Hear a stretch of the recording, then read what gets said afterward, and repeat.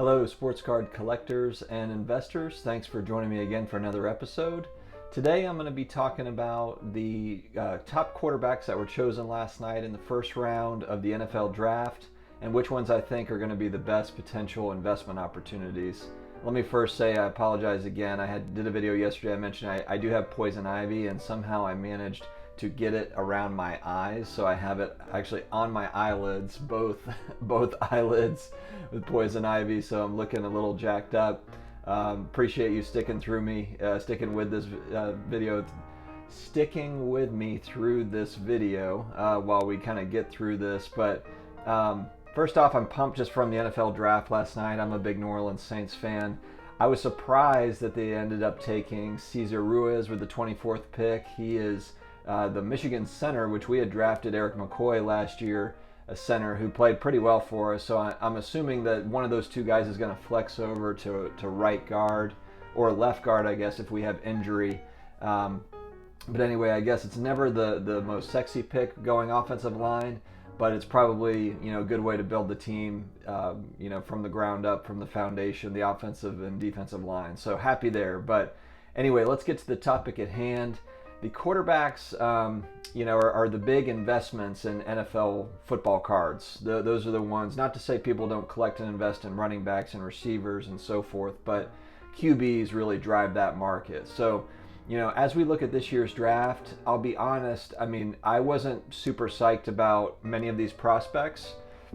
And the NFL is a tricky landscape for people that are investing in QBs, just because the talent gap is so small in the NFL now. If you look across the board, at every single division, they've all got, fairly solid starting quarterbacks. I'm not sure if there's ever been better quarterback play in the NFL ever.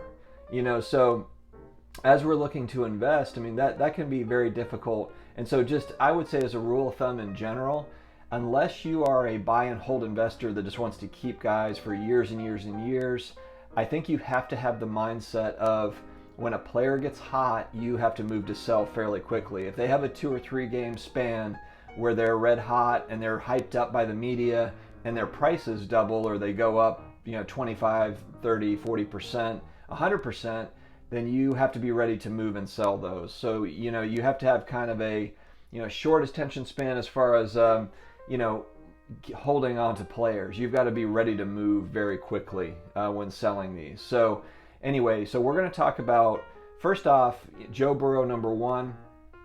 It's hard to not like Joe Burrow, and it's hard to really argue this pick. The Bengals have been desperate, for something exciting. They haven't been, I don't think they've won a playoff game in 20 years. And so this is a team that's just desperate for some good news. Joe Burrow is originally from Ohio, great kid. He might have had the best college football season for a quarterback ever, with 60 total touchdowns. And he played against the toughest competition that I think in college football history. Not just the SEC, but just the level of competition that he played against.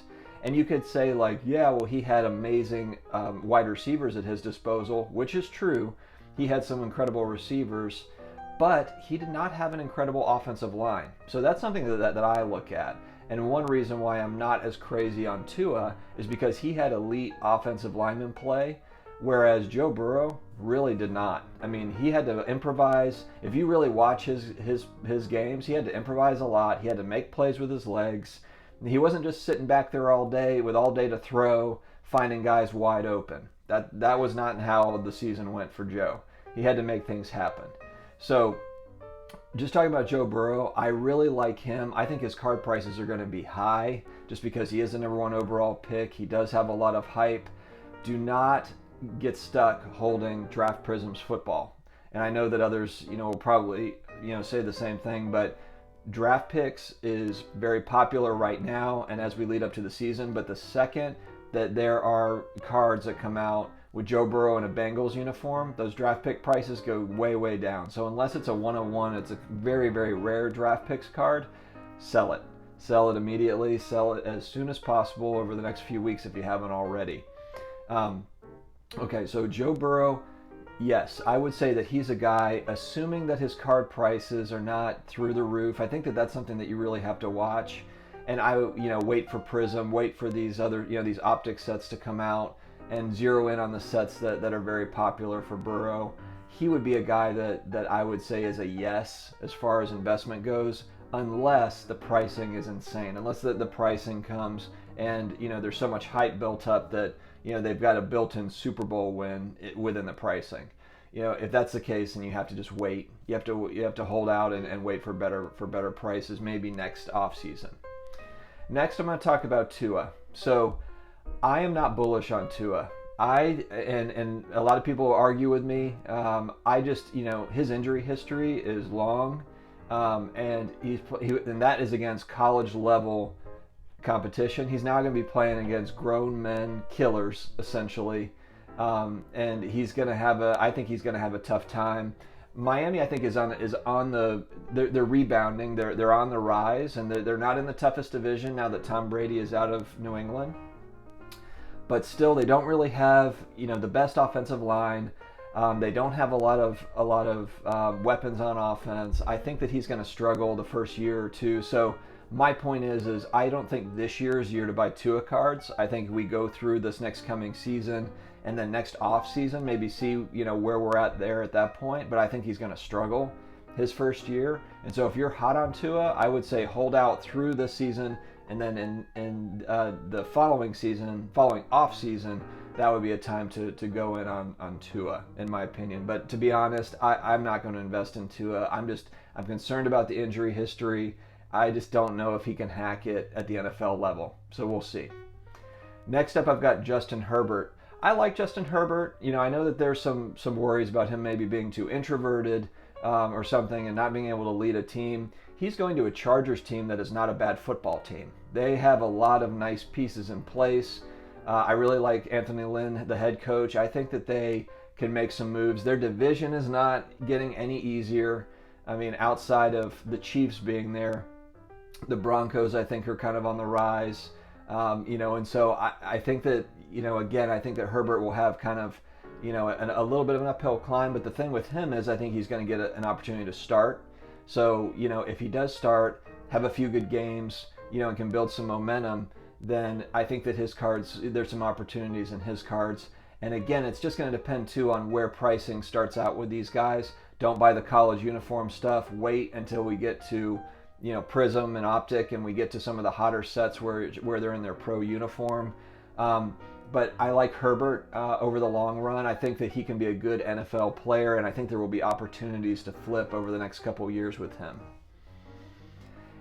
And then lastly, I'm going to talk about Jordan Love, who shockingly goes to the Packers as they trade up to get him towards the end of the first round, which to me was a real head scratcher just because the Packers they're a contending team. They have a good young football team. Aaron Rodgers is 36 years old. He's not, in today's standards, I'm a Saints fan. Breeze is 40. Brady's 43. So to me, Rodgers still got, some tread left on the tires, and it was a little bit of a surprise to see, it was a lot of a surprise, frankly, to see Jordan Love go to the Packers. I am curious to see kind of how that goes. They have the new head coach there. I'm wondering how that's going to affect his relationship with Rodgers, since Rodgers is somewhat of a prima donna. Let's just be honest about it. And there's an interesting thing. I was looking at Aaron Rodgers' contract. They have an out in 2022, so not this coming season or the next one, but in that after two off seasons, there is an out in his clause to where they'll take some hit. They'll take a hit on the dead money side, but not as bad. He's a free agent in 2024 if he goes all the way through his contract. But it'll be really interesting to see at the end of the 2021 season, free agency 2022, if they go to Jordan Love at that point. Maybe it's Aaron Rodgers is looking for huge money at that point. Who knows where the salary cap is? And maybe they say, you know what, Aaron Rodgers, you're 38 years old. Maybe we think you're on the decline and we need to go with the younger talent, Jordan Love. Also, it's a new head coach picking his guy. So maybe he's in love with Jordan Love and that's his QB of the future. It's just going to be really interesting. I can't imagine that being a positive thing in Green Bay, with Aaron Rodgers being, somewhat finicky, about getting his way. So I'm certain that Aaron Rodgers was shocked at that pick, and I'm sure I'm interested in seeing his reaction. I hope the media gets an honest reaction out of him. He does give some sound bites at times, but with Jordan Love as a prospect, I thought that he was great coming out. I know that he played, at Utah State, so, he doesn't have as much, he hasn't played against top end talent, I think is going to be the knock on him. He had interceptions. His interception count was a little high last year, but if you look at them, they were tip balls at the line. There was, things that weren't necessarily his fault with a lot of those picks. And so I do like Jordan Love as a long-term prospect. Now, what does it mean for his cards? I think his cards are going to be inexpensive. I mean, because I don't see him taking the field next season or the following season unless something shocking happens with Rodgers. So that's a guy where, if you're going to put some money into a guy that, the cards really aren't that expensive, because I don't think that they will be. He's going to be off the radar.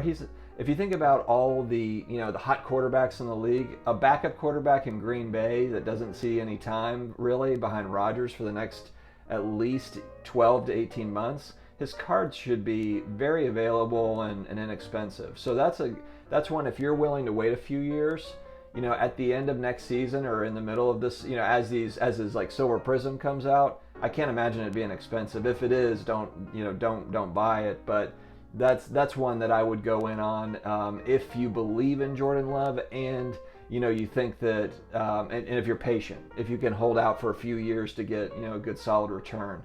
And that's the only thing with these rookie QBs is whether they're not going to see the field or it's going to be a few years before they're a star. You have to be a little bit patient with these, almost in the same vein as baseball prospects. You have to be patient, whereas with basketball cards and some of these other football cards, you're able to kind of buy and sell, and you have flipping opportunities.